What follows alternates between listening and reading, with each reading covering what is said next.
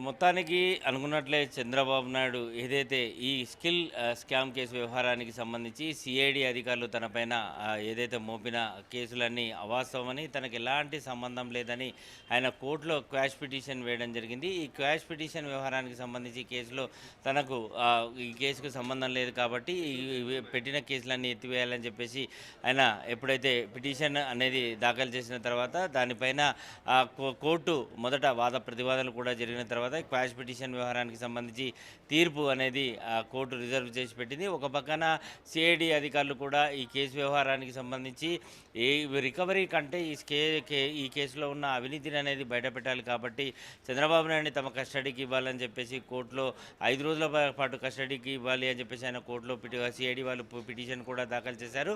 Quash petition తేలిన తర్వాతనే custody వ్యవహారానికి సంబంధించి ఒక నిర్ణయం తీసుకుంటామని చెప్పి కోర్టు స్పష్టం చేయడం జరిగింది. కొద్ది నిమిషాల కిందటే ఏదైతే చంద్రబాబు నాయుడు తరఫున న్యాయమూర్తులు క్వాష్ పిటిషన్ వేశారో దాన్ని కస్టడీ కోర్టు కొట్టివేయడం జరిగింది. అంటే ఖచ్చితంగా సిఐడి అధికారులకు కోర్టు ఆ కస్టడీకి ఇస్తుంది అని చెప్పి కూడా వెళ్ళిపోయింది. అయితే 5 రోజులు కస్టడీ ఇస్తుందా లేదంటే ఈ కేసులో 2 రోజుల పాటు కస్టడీ ఇస్తుందా అనేది మాత్రం కొంత ఉత్కంఠ వాతావరణం నెలకొంది. ఈ కేసులో చంద్రబాబు నాయుడు అరెస్ట్ అయిన తర్వాత ఈ స్కామ్ వ్యవహారానికి సంబంధించి ఏదైతే చంద్రబాబు నాయుడు ముఖ్యమంత్రిగా ఉన్న సమయంలో ఈ స్కామ్ వ్యవహారానికి సంబంధించి మొదట్లో ఈ పథకాన్ని రూపొందించిన తర్వాత జియో అనేది ఇష్యూ కాకుండానే థర్డ్ పార్టీ అంటే కంపెనీకి ఇతరులకు లబ్ధి చేకూరేలా నిధుల పంపకాలు అనేవి జరిగిపోయినాయి.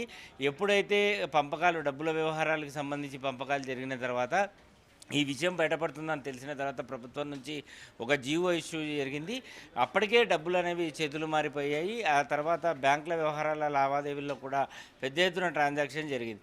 అయితే ఒక ముఖ్యమంత్రికి అలాగే పై అధికారులకు తెలియకుండా ఒక జియో ఇష్యూ కాకుండా ఒక పథకాన్ని రూపొందించడం, ఆ పథకానికి సంబంధించిన నిధులు కూడా విడుదల కావడం అనేది ఇక పెద్ద స్కామ్ ఉంది. దీని వెనకాల ఉన్న అవినీతిని కనిపెట్టాలన్న విషయంతో తాము చంద్రబాబు నాయుడిని కస్టడీకి తీసుకోవాలని కస్టడీకి తీసుకోవాలనుకుంటాం. ఎందుకంటే దీని వెనకాల చాలా వ్యక్తులు ఉన్నారు. ఇప్పటికే ఆయనకు సంబంధించిన పిఏ కానీ ఇతరులు కానీ కూడా చాలామంది కూడా అజ్ఞాతంలో ఉన్నారు. కొంతమంది విదేశాలకు పారిపోయారు. కాబట్టి ఈ కేసు వ్యవహారానికి సంబంధించి మరింత విషయాలు రాబట్టాలి.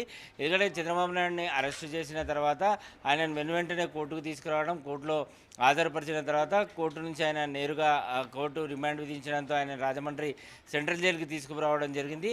ఆ జైల్లో వ్యవహారానికి సంబంధించి కూడా ఈ సమయంలో కూడా బాబుని విచారించే అవకాశం తమకి అవకాశం సమయం దొరకలేదు.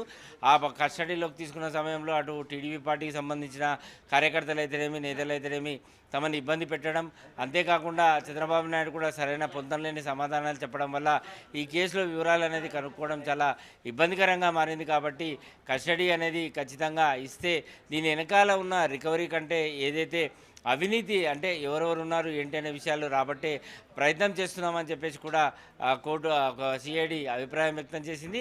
ఈ కేసులో అటు చంద్రబాబు నాయుడు మీద కేసే కాకుండా స్కామ్ కాకుండా అంగళ్ళ వ్యవహారానికి సంబంధించి ఔటర్ రింగ్ రోడ్డు సంబంధించి గ్రిడ్ కేసు వీటన్నిటి వ్యవహారం సంబంధించి కూడా సిఐడి అంటే వేరు రకాలుగా కేసులు నమోదు చేసి దాని మీద విచారణ చేస్తుంది. ఇటు చంద్రబాబు నాయుడే కాకుండా ఆయన కుమారుడు లోకేష్కి కూడా ఇందులో హస్తం ఉంది. షెల్ కంపెనీల నుంచి ఆయనకు కూడా పెద్ద ఎత్తున నిధులు అందాయి అని కూడా సిఐడి ఆరోపణలు చేస్తుంది. ఇందులో భాగంగా లోకేష్ను కూడా విచారణ చేపట్టాల్సిన అవసరం ఉంది అని కూడా సిఐడి భావించడం జరుగుతుంది. గ్రిడ్ కేసు వ్యవహారానికి సంబంధించి కూడా విచారణ జరుగుతుంది. సో మొత్తానికి ఈ క్వాష్ పిటిషన్ అనేది కోర్టు కొట్టివేసింది కాబట్టి ఖచ్చితంగా సిఐడి అధికారులకు కస్టడీకి ఇచ్చే అవకాశం కూడా ఉంటుంది.